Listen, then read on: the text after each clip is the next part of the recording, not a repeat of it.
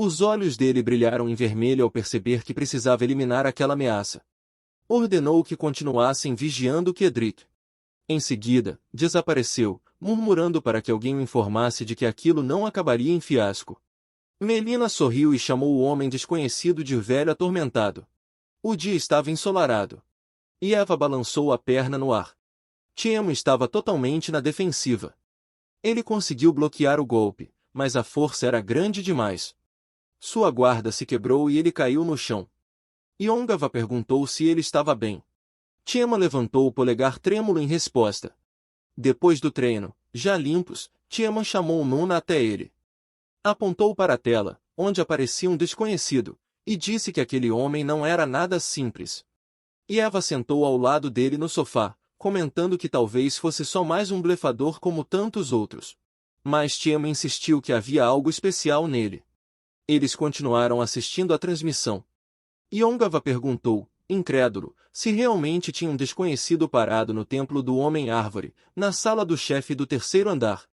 Tiema explicou que aquele lugar era muito popular. Se alguém respondesse corretamente 3 perguntas do Homem-Árvore, recebia um item de habilidade como recompensa. Porém, o problema era a dificuldade absurda das perguntas.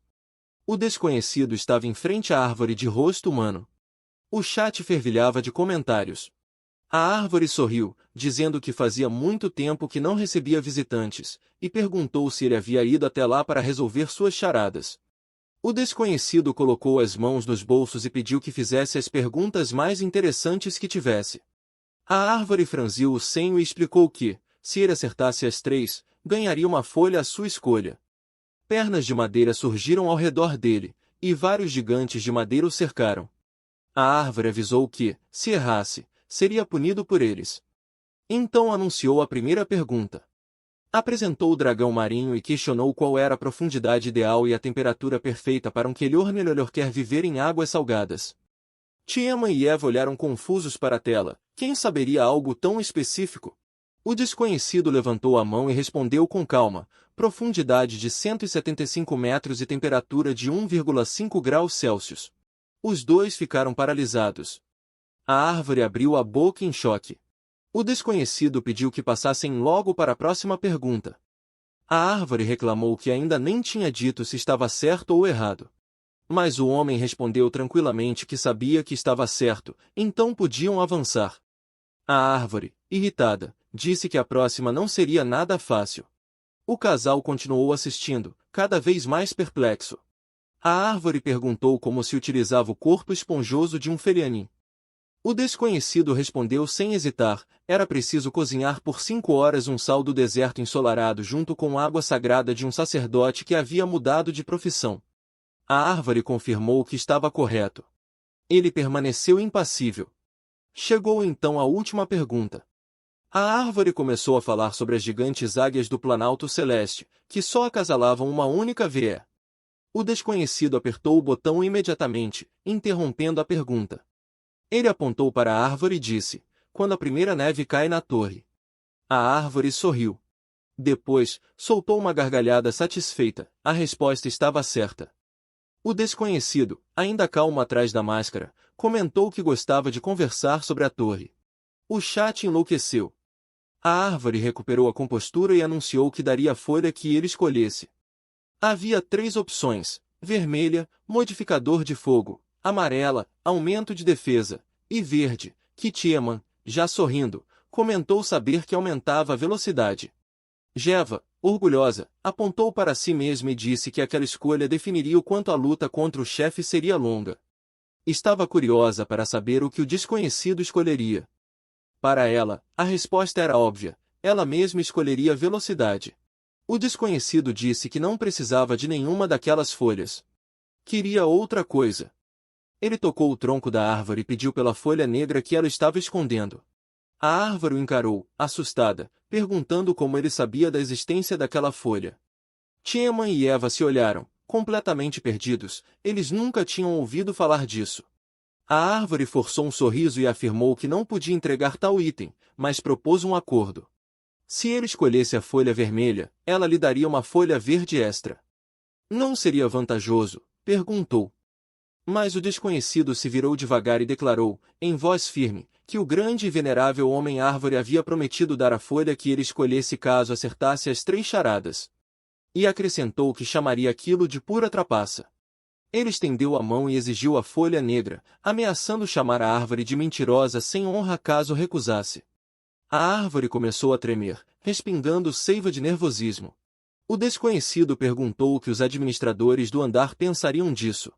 De repente, todas as folhas da árvore caíram. A interface do sistema brilhou. O espírito cumpriu sua palavra. Recompensa entregue.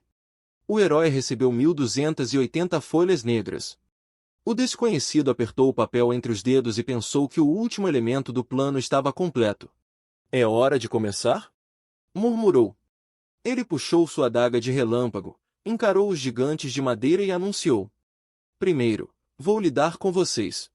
Mais acima, 2 guardas conversavam diante do portal. Você ouviu? Perguntou um. O desconhecido já começou a raid do chefe do 3º andar. Já? Tão rápido assim? Outro comentou que eles podiam simplesmente ficar ali até ir embora. Havia soldados à frente deles. O guarda suspirou. Tem algum sentido proteger isso? Quem viria aqui? Só um maluco. O parceiro apenas respondeu que ordens eram ordens, eles estavam ali para defender. O soldado à frente sorriu e disse que tinha um plano, e que se o guarda atrapalhasse, nada daria certo. No instante seguinte, todos os soldados se desfizeram em fumaça roxa. Suas armas caíram no chão. Círculos negros surgiram sob os pés dos guardas. Linhas púrpuras serpentearam por suas pernas. Um homem apareceu atrás deles. As fitas escuras envolveram o guarda por inteiro. O desconhecido deu a ordem. Absorvam tudo. Conservem a energia. Precisamos de cada gota. Não há tempo a perder. Do outro lado, Zedric estava parado com sua seita diante do portal. Então ele já começou, murmurou, enquanto folhas voavam sobre o templo. O desconhecido se virou justo a tempo de um gigante sem cabeça desabar atrás dele. O chat explodia em comentários, impressionado pela luta. A câmera seguiu o herói. Alguém no chat expressou dúvida. O desconhecido respondeu sem paciência. Não me interessa se acreditam ou não. Eu já tenho problemas demais. Não me incomodem. O chat ficou perplexo, ninguém imaginava que o desconhecido estava falando diretamente com eles. Alguns tentavam refutar, dizendo que ele não faria isso. Mas ele encarou a câmera e continuou. Se querem assistir, assistam. Se não querem, saiam. Muitos streamers faziam de tudo para agradar o público, para puxar visualizações. O desconhecido olhou para o celular, rindo de leve. Eu disse desde o início, faço o que eu quiser. É assim que se cria um público que realmente se importa. O chat explodiu em elogios sobre a ousadia dele. O herói então seguiu silencioso rumo ao portão. Uma luz roxa explodiu sobre a montanha. Ele se virou, surpreso, havia alguém mais ali. Segurou a câmera e ordenou. Cancelem a transmissão agora. O chat não gostou nem um pouco. O sistema piscou. Transmissão encerrada. Logo depois, um grupo de guerreiros avançou contra outro. Magos ergueram runas púrpuras. Guerreiros blindados avançaram gritando. Estátuas de pedra se levantaram para defender suas posições. Os espíritos malignos avançaram contra os soldados. A batalha finalmente começara. Do alto de um penhasco, o herói observava tudo. Para ele, as forças pareciam equilibradas, até que os espíritos destruíram os soldados de pedra com facilidade. Talvez aquele lado fosse até mais forte. Os feiticeiros ativaram runas apressadamente. O ataque é contra a gente! Gritou um deles. Fragmentos voaram, atingindo o ombro de um dos magos. Eles exigiram que os escudos mágicos fossem redirecionados. Os estilhaços ricochetearam nos discos de proteção, mas ninguém conseguia identificar de onde vinha o ataque. Então viram, um homem mascarado estava atrás do exército de pedra. Undiade, eliminem-no! Ordenou o feiticeiro. Arqueiros esqueléticos dispararam flechas contra o herói. Ele correu, usando os soldados de pedra como cobertura. Estendeu a mão, feixes de luz giraram ao redor dela. Ele ativou a proteção celestial.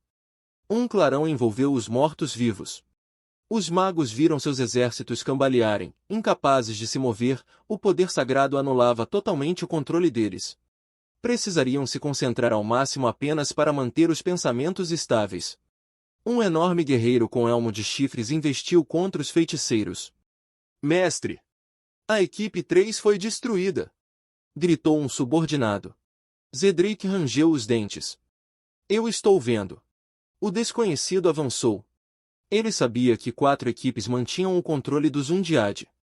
Uma já havia caído. Se destruísse a equipe 1 e quebrasse a rede, o controle desapareceria por completo. Uma explosão flamejante surgiu ao lado dele. Mais uma vez, o herói chamou a atenção. Atacou o golem de pedra com a adaga de relâmpago. Vai me pegar mesmo nessa velocidade?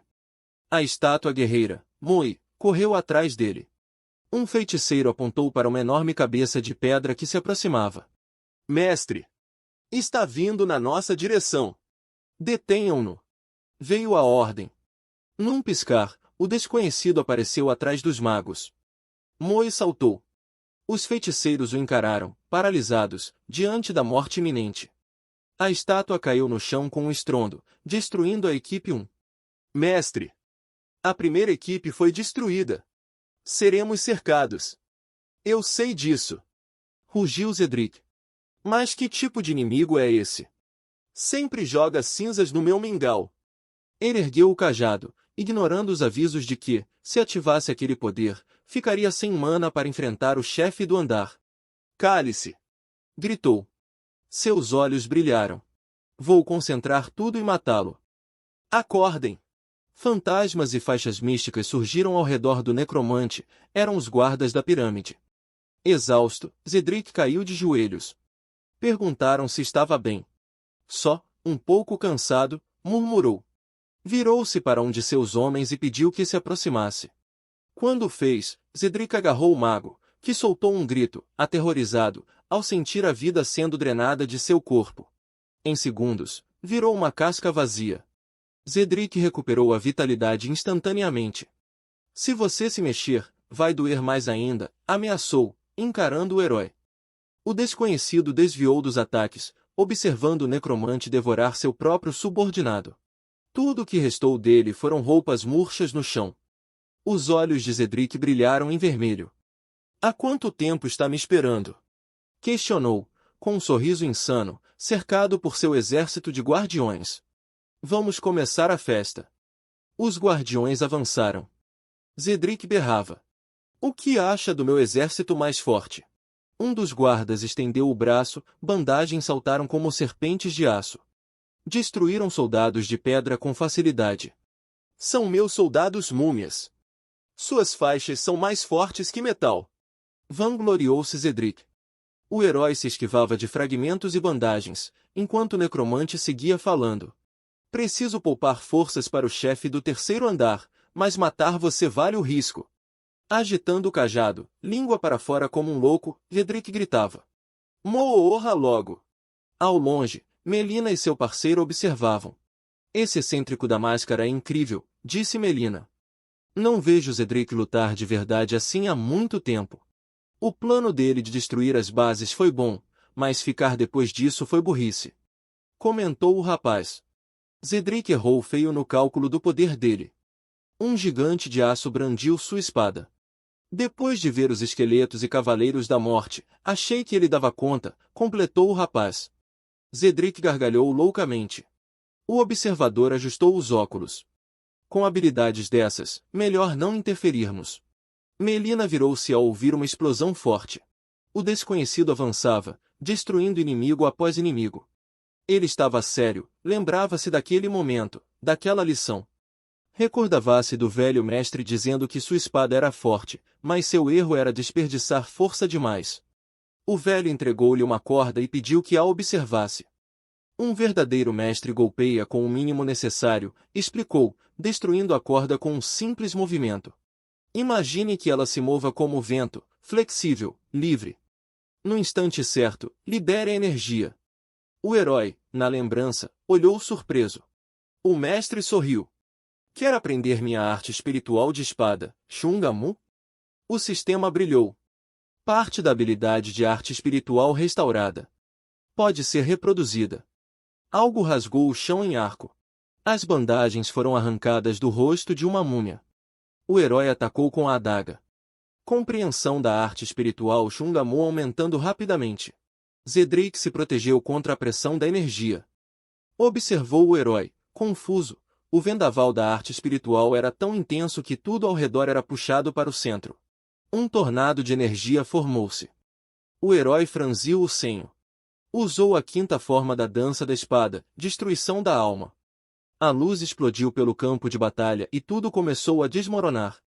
Cedric conseguiu resistir de pé, mas todas as suas múmias foram arremessadas para longe. Seu escudo duplo ativou automaticamente. Ele se protegeu da última onda de impacto. Cerrando os dentes, pensou. Apenas 6 meses desde que o mundo mudou. E perguntou, transtornado. De onde ele tirou um poder desses?